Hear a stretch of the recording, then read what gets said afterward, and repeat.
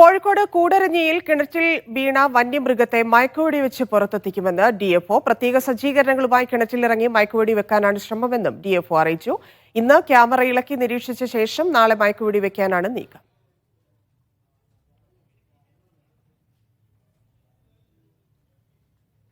നമുക്ക് അനിമലിനെ നേരിട്ട് കാണാൻ പറ്റിയിട്ടില്ല. നമ്മൾ ക്യാമറകളെല്ലാം ഇറക്കിയിട്ട് അതിനെ ഐഡന്റിഫൈ ചെയ്യാൻ ശ്രമിക്കുന്നുണ്ട്.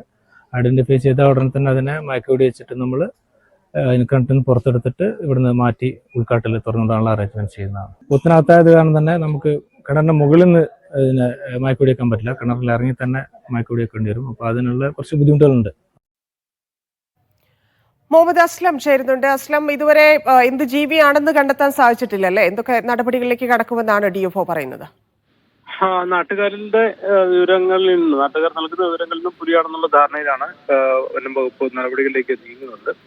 നേരത്തെ ആദ്യഘട്ടത്തിൽ പടക്കം പൊട്ടിച്ച് പുറത്തെത്തിക്കാൻ ശ്രമിച്ചിരുന്നു. അതേസമയം പുറത്തേക്ക് വന്നിട്ടില്ല.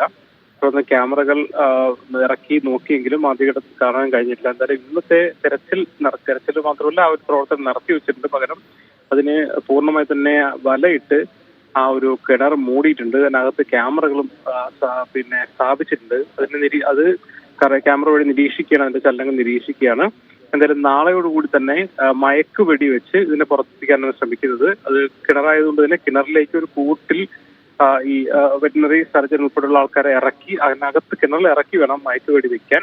അതും ഒരു ശ്രമകരമായ പണിയാണ്. എന്തായാലും നാളെ ഇത് സംബന്ധിച്ചുള്ള വിഷ്വൽസ് ഇന്ന് രാത്രിയോടെയെങ്കിലും നൈറ്റ് വിഷ്വൽസ് ഒക്കെ എടുക്കാൻ കഴിയുന്ന ക്യാമറയാണ് വെച്ചിരിക്കുന്നത്. തന്നെ കൃത്യമായി അത് സ്പോട്ട് ചെയ്ത് കഴിഞ്ഞാൽ പിന്നെ ഒരു പ്രത്യേക സംവിധാനത്തോടു കൂടി അതിനകത്തേക്ക് ഇറക്കി ഷൂട്ടേഴ്സിനെ ഇറക്കിക്കൊണ്ട് മയക്കുവെടി വെച്ചതിന് ശേഷം പുറത്തെത്തിക്കുകയും തുടർന്ന് പിന്നെ കാട്ടിലേക്ക് തുറന്നു വിടാനാണ് ആലോചിച്ചിരിക്കുന്നത്. എന്തായാലും കൂടരഞ്ഞിയിൽ കിണറിൽ വീണ വന്യമൃഗം അത് പുലിയാണെന്നാണ് കരുതുന്നത്. അതിനെ പുറത്തെത്തിക്കാനുള്ള ശ്രമങ്ങളിലാണ് വനം വകുപ്പുള്ളത്. എന്തായാലും ഇന്നത്തെ പ്രവർത്തനങ്ങൾ നടത്തി വെച്ചിട്ടുണ്ട്. നാളെ എന്തായാലും മയക്കുവെടി വെച്ച് പുറത്തെത്തിക്കാൻ കഴിയുമെന്നാണ്